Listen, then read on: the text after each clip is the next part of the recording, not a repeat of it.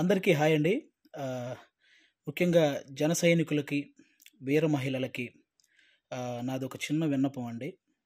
నేను ప్రొఫెషనల్‌గా కమెడియన్ అయ్యుండొచ్చు గానీ, పర్సనల్‌గా 80% మార్కులతో బీటెక్ కంప్లీట్ చేసి, ఈ సమాజం మీద, రాజకీయాల మీద, అలాగే వ్యక్తుల మీద, విలువల మీద, అన్నిటి మీద అవగాహన కలిగిన ఒక వ్యక్తిని నేను కూడా. ఆంధ్రప్రదేశ్‌లో ఓటు హక్కు ఉంది కాబట్టి జరుగుతున్న విషయాల మీద మాట్లాడే హక్కు నాకు కూడా ఉందని నేను మాట్లాడుతున్నాను. అంటే జనసేనకి 24 సీట్లు అని అనౌన్స్ చేయగానే చాలామంది పవన్ కళ్యాణ్ గారిని తిడుతున్నారు. కొంతమంది అలుగుతున్నారు. కొంతమంది అసంతృప్తి చెందుతున్నారు. ఇంకొంతమంది అయితే మోసిన జెండానే కిందేసి కాలుస్తున్నారు. ఇంకొంతమంది అయితే వేసిన స్టిక్కర్స్‌ను లాగేసి పీకేస్తున్నారు. ఇవన్నీ చూసి నిజంగా మనసుకి చాలా చాలా చాలా బాధనిపించింది. ఒక్కసారి ఆవేశంతో కాకుండా మీ ఆత్మసాక్షిగా ఆలోచించి చెప్పండి. తనను నమ్ముకున్న ప్రజలను కానీ, తనతో నడుస్తున్న నాయకులను కానీ మోసం చేసే వ్యక్తిత్వం పవన్ కళ్యాణ్ గారికి ఉంటుందా అండి? పెట్టిన పార్టీకి సపోర్ట్ చేసే మనమే ఇంత ఆలోచిస్తే, ఒక పార్టీ పెట్టిన వ్యక్తి ఇంకెంత ఆలోచించుంటాడు? ఒక డెసిషన్ తీసుకోవడానికి తనలో తాను ఎంత మదనపడి ఉంటాడు? ఇది ఒక్కసారి ఆలోచించాలని మనస్ఫూర్తిగా కోరుకుంటున్నాను. 10 సంవత్సరాలుగా ఎటువంటి అవినీతి చేయకుండా తన సొంత కష్టార్జితంతో పార్టీని నడుపుతున్న గొప్ప నాయకుడు పవన్ కళ్యాణ్ గారు. అలాంటి వ్యక్తి గురించి మన శత్రువులు మాట్లాడినట్టు మనం కూడా మాట్లాడితే నిజంగా బాధ అనిపించిందండి. అంటే 24 సీట్లు ఏంటి, అదేంటి, ఇదేంటి అని 2019లో కనీసం ఆయన్ను కూడా గెలిపించుకోలేని మనం అదేంటి, ఇదేంటి అని అడిగే హక్కు నిజంగా మనకు ఉందంటారా? అరే, చిన్న పరీక్ష ఫెయిల్ అయితేనే ఇంట్లో నుంచి ఒక 10 రోజులు బయటికి రాము. అలాంటిది ఇంత పెద్ద ప్రజా సంగ్రామంలో 2 చోట్ల ఓడిపోయి కూడా రెండో రోజే సమస్య అనగానే పరిగెత్తుకుంటూ వెళ్ళి ఆ సమస్యను సాల్వ్ చేసిన గొప్ప మనసు పవన్ కళ్యాణ్ గారిది. తన పిల్లల కోసం బ్యాంకులో దాచిన డబ్బును కూడా తీసి కౌలు రైతుల కష్టాలు తీర్చిన పవన్ కళ్యాణ్ గారి గురించా మనం ఇలాంటివన్నీ మాట్లాడేది. ఎన్నో సమస్యల మీద ఎంతోమందికి ఎన్నో రకాలుగా సహాయం చేసిన వ్యక్తిత్వం.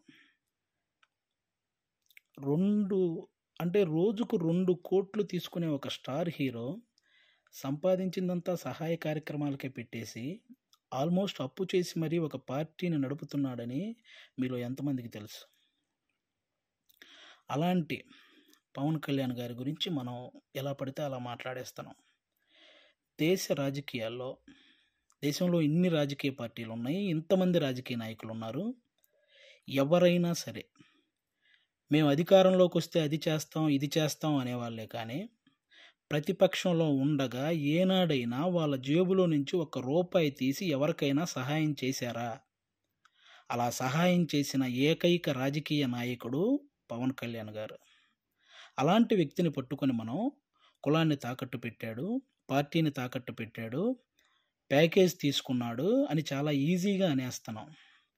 అమ్మలాంటి కులాన్ని, పార్టీని తాకట్టు పెట్టే వ్యక్తే పవన్ కళ్యాణ్ గారు. డబ్బుకు అమ్ముడుపోతాడా? ప్రతిపక్షంలో ఉన్న టీడీపీ కంటే అధికార పక్షంలో ఉన్న వైసీపీ దగ్గరే ఎక్కువ డబ్బు ఉంటుంది కదా. మరి అమ్ముడుపోయే వ్యక్తి అయితే వాళ్ళే కొనుక్కోవచ్చు కదా. ఎందుకండి ఈ మాటలు? పవన్ కళ్యాణ్ గారు ప్రజలు పంచే ప్రేమకు బానిస కానీ నాయకులు పంచే డబ్బుకి ఎప్పటికీ బానిస కాడు, అవ్వడు. అభిమానించటం అంటే మనకు అనుకూలంగా ఉన్నప్పుడు జై కొట్టడం, అనుకూలంగా లేనప్పుడు బాయ్ చెప్పడం కాదండి. ఒక నాయకుడు ఎలాంటి డెసిషన్ తీసుకున్నా దానికి కట్టుబడి ఉండటాన్నే అభిమానించటం అంటారు. అదే నిజమైన అభిమానం అంటారు. అలా ఉండగలగాలి. ఎవరో రెచ్చగొట్టే మాటలు మన మీద కావాలని చూపించే జాలికి వాటిని చూసి మన నాయకుడిని మనమే ఎప్పుడూ తక్కువ చేసి మాట్లాడకూడదు. అలాగే టీడీపీ కార్యకర్తలకు కూడా నా నుంచి ఒక చిన్న విన్నపం అండి. 2014లో ఒక్క సీటు కూడా ఆశించకుండా పూర్తి మద్దతు చంద్రబాబు నాయుడు గారికి ప్రకటించారు. ఆ త్యాగాన్ని గుర్తించాలని మనస్ఫూర్తిగా కోరుకుంటున్నాను. అలాగే 2023లో 14 సంవత్సరాలు ముఖ్యమంత్రిగా చేసిన ఒక వ్యక్తిని, పేద కుటుంబాల్లో ఎంతోమంది పేద విద్యార్థులు వాళ్ళు ఐటీ జాబ్ చేయొచ్చు, అమెరికాలోకి వెళ్ళి సెటిల్ అవ్వచ్చు అని ఈ ఐటీని తెలుగు రాష్ట్రాల్లో ప్రతి ఒక్కరికి పరిచయం చేసినటువంటి చంద్రబాబు నాయుడు గారు లాంటి వ్యక్తి, ఒక 70 ఏళ్ల పైబడిన వ్యక్తిని జైల్లో పెడితే నిజంగా చాలామందికి బాధ అనిపించింది. అలాగే పవన్ కళ్యాణ్ గారు అక్కడికి వెళ్ళి కలవడం జరిగింది. పొత్తు అనేది పెద్ద సభలు పెట్టి ఆడంబరంగా చేసుకోవచ్చు, కానీ అలాంటి ఆడంబరాలు కోరుకోలేదు. అక్కడ కష్టాన్ని చూశాడు.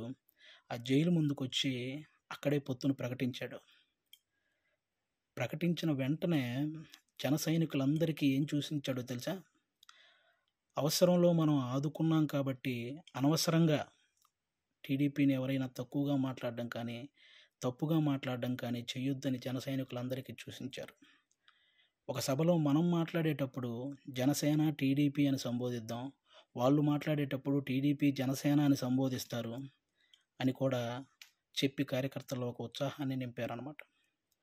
అంటే ఒక పొత్తు ధర్మాన్ని ఇంతకంటే నిజాయితీగా పాటించే వ్యక్తి ఎవరైనా ఉంటారా? ఎక్కువ సీట్లు తీసుకొని ఇన్నే గెలిచాడా అనిపించుకోవటం కంటే, తక్కువ సీట్లు తీసుకొని అన్నీ గెలిచాడు అనిపించుకోవటం కరెక్ట్ అని భావించి 24 సీట్లకే పరిమితం అయ్యారు. కాబట్టి టీడీపీ కార్యకర్తలందరికీ రేపొద్దున ఆ 24 చోట్ల టీడీపీ కార్యకర్తల ఓటు ట్రాన్స్ఫర్ ఖచ్చితంగా జనసేనకు జరగాలి. ఆయన త్యాగాన్ని రుణం తీర్చుకోవాల్సిన సమయం వచ్చిందని నేను అనుకుంటున్నాను. అలాగే పవన్ కళ్యాణ్ గారి మాటని గౌరవించి జనసేన కార్యకర్తలు కూడా టీడీపీ నిలబడ్డ ప్రతి చోట ఆ ఓటు ట్రాన్స్ఫర్ జరగాలని మనస్ఫూర్తిగా కోరుకుంటున్నాను. చాలామందికి ఈ 24 సీట్లు ఏంటి, అదేంటి అని అసంతృప్తిగా ఉన్న వాళ్ళకి ఒక చిన్న ఎగ్జాంపుల్ చెప్తాను. మహేంద్ర సింగ్ ధోని క్రికెటర్ మీ అందరికీ తెలుసు. ఆయన వచ్చిన కొత్తలో స్టార్టింగ్లో డకౌట్ అయ్యాడు. ఆ తర్వాత మంచి మంచి షాట్లు కొట్టి ఒక 24 పరుగులు చేశాడు. ఇతనిలో గేమ్ ఉంది అని అందరికీ తెలిసేలా చేశాడు. ఆ తర్వాత గేమ్ చేంజర్ అయ్యాడు. ఆ తర్వాత గేమ్ విన్నర్ అయ్యాడు. ఫైనల్గా క్రికెట్నే శాసించాడు. మన నాయకుడు కూడా అంతే. స్టార్టింగ్లో 2 చోట్ల ఓడిపోయి ఉండొచ్చు. ఇప్పుడు 24 సీట్లతో అసెంబ్లీలోకి 21 సీట్లతో అసెంబ్లీలోకి వెళ్ళొచ్చు, 3 పార్లమెంట్ సీట్లు గెలవచ్చు. రాజకీయం బాగా తెలిసినవాడు అని అందరూ అనుకోవచ్చు. ముందు ముందు ఆయనే గేమ్ చేంజర్ అవ్వచ్చు, ఆయనే గేమ్ విన్నర్ అవ్వచ్చు. మీరు చూస్తుండగానే ఈ రాజకీయాల్ని శాసించవచ్చు.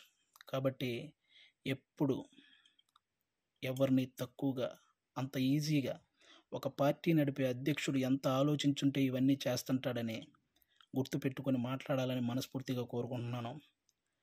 ఆయన నిలబడ్డ 24 సీట్లు గెలిపించి ఒక మంచి పొజిషన్లో ఉంచండి.